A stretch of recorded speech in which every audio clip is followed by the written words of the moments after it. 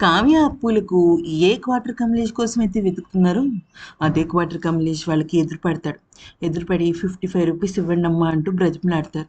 అయితే మొదటగా అప్పు తిడితి పంపించేద్దాం అనుకుంటుంది కానీ కావ్య కొంచెం మంచి మనిషి కాబట్టి సర్లే పాప అంతలా అడుగుతున్నాడు కదా అని ఒక 100 రూపీస్ ఇస్తుందన్నమాట.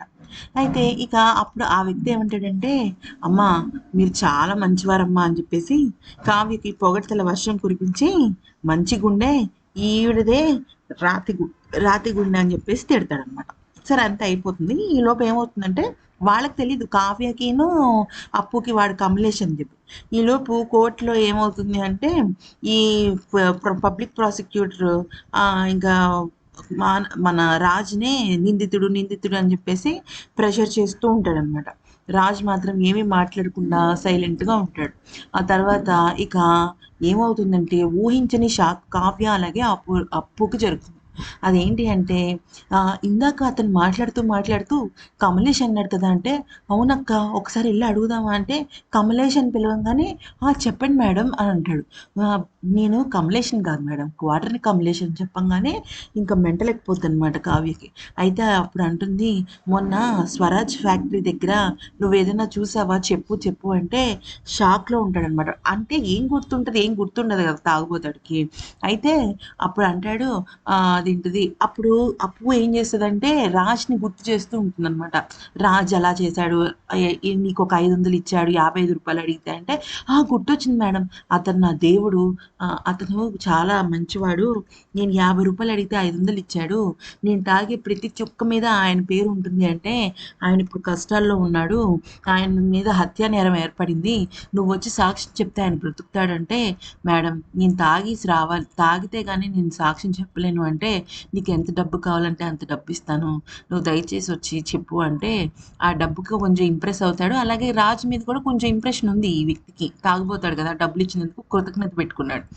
అయిపోయిందా? ఆ తర్వాత ఏమవుతుందంటే ఆ రోజు ఏం జరిగిందంటే వీడేం చేస్తాడంటే మామూలుగా వీడియో కాల్ చేసి పాటలు పాడుకుంటూ ఉంటాడనమాట. అప్పుడు వెనక నుంచి అనామిక వాళ్ళు వచ్చి ఆ ఆ శవాన్ని వేసేద్దాం అనుకుంటూ ఉంటారు. అయితే ఈలోపు అక్కడికి వెళ్ళి అనామికని కూడా రూ. 55 అడుగుతాడు. అడిగేసరికి ఇవ్వను పో అని చెప్పేసి బయటికి తోసేస్తదనమాట. సో, అలాగా వాడికి గుర్తుంటుంది. ఇదంతా కూడా వీడియోలో రికార్డ్ అయిపోతూ ఉంటుందనమాట తెలియకుండా. అయితే ఆ ఫోన్ అలాగే ఉంచుకుంటాడు అతను. అయితే ఇదంతా వచ్చి నువ్వు కోర్ట్‌లో చెప్పాలి అంటే ఒక పెగ్గేసుకొస్తానంటే పెగ్గేసుకురావడానికి కుదరదు. నువ్వు గనక తాగేసి సాక్ష్యం చెప్తే మాత్రం నువ్వు చాలా ఇబ్బందుల్లో పడతావు. ఇంక నీ దేవుడికి కష్టాలు తప్పవంటే నా దేవుడి కోసం నేను ఏదైనా చేస్తాను. ఆగండి వస్తానని చెప్పేసి వస్తాడనమాట. ఈలోపు అక్కడికి స్టేషన్‌కి కమలేష్ వచ్చిన తర్వాత ఈ డిఫెన్స్ పబ్లిక్ ప్రాసిక్యూటర్ అడ్డమైన ప్రశ్నలు అడిగి అడుగుతుంటే ఈ తాగుబోతు కమలేష్ వీడి పరువు తీసేస్తాడు. ఈ లాయర్ పరువు. కానీ అప్పుడు వెంటనే ప మానస్ తరఫున ఉన్న వ్యక్తి వస్తాడనమాట. కానీ అనామికకి మాత్రం భయం మామూలుగా ఉండదు. ఇక రాజ్ కూడా ఈ వ్యక్తిని గుర్తుపడతాడు. ఎందుకంటే ఇతనే ప్రధాన సాక్ష్యం అని.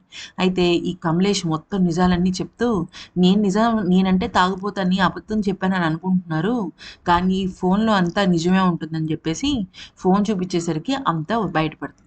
అప్పుడు వెంటనే జడ్జి అనామికని పిలిపించి బోన్‌లో మీరు నిజం చెప్తారా? లేకపోతే అబద్ధపు కేసు పెట్టి జైల్‌లో తోయించమంటారా? అంటే నిజం చెప్తుందనమాట. ఆ రోజు రాత్రి ఏమవుతుందంటే, ఈ సామంత్ చాలా ఎక్కువగా కొడతాడు అనామికని. ఎందుకంటే బాధలో, ఫ్రస్ట్రేషన్‌లో ఏదో చేసేద్దాం అనుకుంటుంటే, ఇది కూడా మాటలతో రెచ్చగొడుతుంది. నేను ఆడదాన్ని, నువ్వు ఆడదాన్ని అడ్డం పెట్టుకొని సాధిద్దాం అనుకున్నావు అంటే, అదేంటిది నిన్ను చంపేస్తా, నిన్ను కొడతానని చెప్పేసి సామంతే మొదటగా ఎక్కువగా తన మీద చేసుకుంటాడనమాట. అయితే ఇక రాడ్ పట్టుకొని కొడదాం అనుకునే ప్రయత్నానికి ఇక తప్పించుకుంటుంది. అయితే అనామిక కూడా ప్రయత్నిస్తుంది గానీ కొట్టడానికి. తర్వాత నాకెందుకొచ్చిన గొడవలే అని ఎళ్ళిపోతుంది. కానీ ఆ తర్వాత ఏమవుతుందంటే సామంత్ తనని చంపాలనుకుంటే తనే తిరిగి చంపే ప్రయత్నం చేస్తుంది. సో, ఇక్కడ సామంత్ తప్పే ఎక్కువుందనమాట. అయితే తను చేసిన తప్పు రాజ్ మీదకి తోసేద్దాం అనుకుంటుంది. అయితే అనామికకి 14 ఏళ్ల జైలు శిక్ష పడుతుందనమాట. అయితే ఇక మానస్ సారీ రాజ్ నిర్దోషని నిరూపణ అవుతుంది. కానీ అనామిక మాత్రం వాళ్ళకి వార్నింగ్ ఇస్తుంది. నేను మిమ్మల్ని వదిలిపెట్టను అని చెప్పేసి వార్నింగ్ ఇస్తుందనమాట. అయితే ఈలోపు రుద్రాణి అంటుంది మీకు ఒక తలనొప్పి పోయిందనుకుంటున్నారు. ఇంకో తలనొప్పి వస్తే ఏం చేస్తారు అని అడిగితే ఊహించని విధంగా ఇంకో తలనొప్పి అయితే వస్తుంది. అది కూడా లేడీ. ఈమె ఎవరన్నది మనకి తెలియదు కానీ సస్పెన్స్.